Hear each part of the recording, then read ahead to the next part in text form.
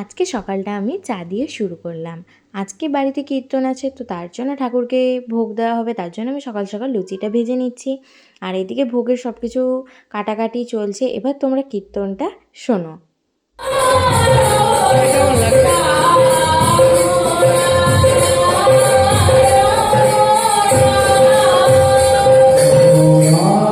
ঠাকুরের ভোগ নিয়ে এবার আমরা গুরুদেবের কাছে যাচ্ছি। এই যে এখানে হচ্ছে আজকে দাদুর মৃত্যুবার্ষিকীও আছে এবং গুরুদেবেরও কীর্তনটা একসাথে দিয়ে দেওয়া হচ্ছে। আর এই যে আমাদের বদমাশ অ্যানি, দেখো অ্যানি জামা পরেছে। তারপরে আমি মনাদেরকে নিয়ে খিচুড়ি ভোগ খেতে বসে গেছি। তারপরে এদিকে দিদা হচ্ছে আরতি করছে। আরতি হয়ে যাওয়ার পর